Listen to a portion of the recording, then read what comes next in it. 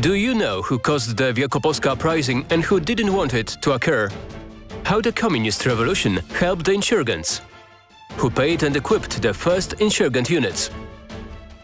Positivism or Romanticism? Which idea won in Poznań in December 1918? Good morning. In the previous episode, we talked about the Poles from Wielkopolska, who were creating their unusual way to the future regaining of independence. We met priest Piotr Wawrzyniak, who was one of the most prominent representatives of so-called work at the grassroots. How did it come about that in the conservative Poznań, in the stable Wielkopolska, a victorious armed uprising broke out? We will try to answer this question in our second episode. The turn of the 19th and 20th centuries. Entire generations do not remember the Free Poland. Parents of the most Polish citizens were already born under the Prussian partition. After the unification of Prussia with other German states under the rule of the German Emperor, the Poles ceased to be a significant percentage of citizens who must be reckoned with and become an uncomfortable minority in the scale of the whole country. What is more, the German state engaged large amounts to increase the quantitative differences between Germans and Poles, for instance by settling the colonists from other parts of Germany. Germanization has become one of the main goals of the state. In schools, the Polish language began to be eradicated. Even chatting in their own language could have unpleasant consequences for the students. Poles have become a second-class citizens. Each action triggers a reaction. While the generation of Poles living in the second half of the 19th century were focused, as we showed in the previous episode, on the consistent development, their children and grandchildren, subjected to the push of Germanization, knew it was not enough. The times have changed, and they had grounds to believe that they will play a great role on the pages of history.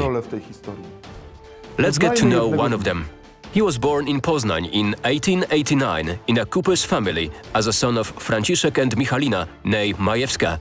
In those days, the Prussian school didn't teach the Polish language nor the history of Poland. But young Poles didn't remain passive. Having no chance for full education, they started to set up self-study associations. Our hero, teenage Wincenty Wierzejewski, joined one of them. Young people were preparing lectures on the history of Poland and other issues that they couldn't learn about at school. From early childhood, Wicek demonstrated passion for fine arts. In 1907, he began a one-year course in decorative painting, after which he tried his hand at the Academy of Fine Arts in Kraków as an auditing student. All signs showed that Vincent, as he was called in German registration files, would become a painter or decorator. Fate ordered differently. Artistic adventure was interrupted by his call-up for military service. On October 15, 1910, Wierzejewski appeared in the barracks of the 19th Infantry Regiment in Gorlic, where he spent 2 years. He recalled the times without enthusiasm, but as he emphasized, it was the military service which showed him the urgent need to raise future Polish soldiers. Already, now, when nothing indicated that the powerful Germany would lose anything of its strength. Madness. Not completely. Young Poles were attentive observers of reality. When the Polish Scout movement developed dynamically in the Austrian partition, under the inspiration of the new British youth movement, the news of it quickly reached Poznań. And so, on October 17, 1912, in a flat at Halbsdorfstrasse, today known as Półwiejska Street, a few strapping youths called into being a scout patrol named Poznań.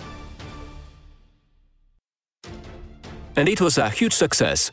Polish youth, because you could become a scout at the age of 16 in those days, were very excited of the semi-legal and paramilitary character of the organization, as well as the atmosphere of adventure. Soon, patrol turned into a Piast scout troop with Wierzejewski at the head, and when it grew to 12 patrols, about 120 people, just a year after the start of its existence, the troop was divided into several others. This is how the Piast Scout group was created. At the same time, other scout associations were formed. The youth from all of the partition wanted to join the Polish organization and learned drill and other military skills.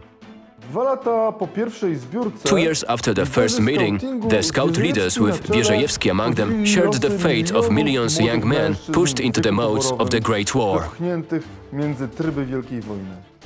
However, the tragedy of war, which mankind had never known before, was also a great chance for Poles.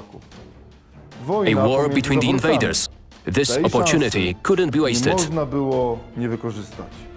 At the beginning of 1915, Wierzejewski deserted from the German army. He didn't come back from health leave after being wounded on the battlefield. He hid in Poznań and created, with the help of its scouts, the combat organization. At the same time, he began to agitate the young Poles. Enlist in the army, go to the army, and after military training, before going to the front, desert to avoid wasting Polish blood in the German war. Poland needs trained soldiers. But he had been doing much more. His organization made it easier for deserters to hide, amongst others, by counterfeiting documents. In 1917, the supra-local Polish military organization of Prussian partition was established. Its goal was to collect weapons, help deserters, training and propaganda campaigns. The organization was working so well that the conspirators from Warsaw asked Wierzejewski for help in bringing out Józef Piłsudski from the prison in the Magdeburg fortress. Contacts were made with Polish guards. However, due to political changes, the action did not take place. It shows the strength of the organization. Many Poles who were German citizens served in the German army. Conspirators only had to reach them and convince to act. Wierzejewski and his colleagues knew how to do it. This kind of situation happened in Warsaw on November 11, 1918, where Poles incited German soldiers. It was Józef Jęczkowiak, an envoy from Poznań, who recruited them. Zostali zwerbowani do konspiracji przez wysłannika z Poznania, Józefa Jęczkowiaka. In this way, the Poles from the Prussian partition played their part in taking over Warsaw from German hands. It must be remembered that a few days earlier a communist revolution broke out in Germany. The state was governed by grassroots, established workers and soldiers' councils under the Leninist slogan of "all power in the hands of councils." Also in Poznań, there was a revolutionary chaos and councils of workers and soldiers were established. Other councils had represented individual nations. The Warsaw example aroused the expectations of the conspirators gathered around Wierzejewski. Soon a decision was made about recruitment. The organization began accepting Polish soldiers from the German army. The long-awaited thought dawned in young fighters' heads. It is the time to rise. All circumstances seemed to be in favor of this. In Germany, the revolution, Warsaw in Polish hands. We have people in many local military units and institutions. It's time for Poznań. Although Wierzejewski was the commander of the largest military organization in Wielkopolska, with structures reaching the province, he had to gain the support of local authorities gathered in the Polish People's Council. Such an attempt took place, however, as it is easy to guess, local leaders did not share the enthusiasm of the youth. They probably even feared that too radical actions would squander the chance to regain independence as a result of peace negotiations. Wierzejewski expected a refusal, so he prepared the Plan B. On November 13, he organized an armed demonstration in front of the Poznań City Hall, where the Executive Committee of the Soldiers' Council was deliberating. Thanks to the demonstration of power, it was possible to enforce the inclusion of Polish representatives into this assembly. It was a large success. Let's stop here. Wierzejewski played a great role in the fight for independence, but the most important thing is that he prepared the ground for many young patriots.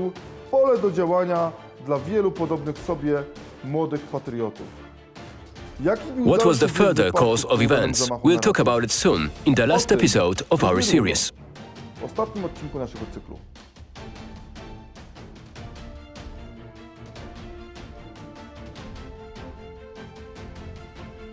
This movie was created thanks to financial support of the local government of the Wielkopolska province. We also thank the Museum of the Wielkopolska Uprising, a branch of the Museum of Independence Fights in Poznań, for enabling us to make the movie in the museum interior. If you are interested in the Wielkopolska point of view on contemporary Polish history, subscribe to this channel and give us a like.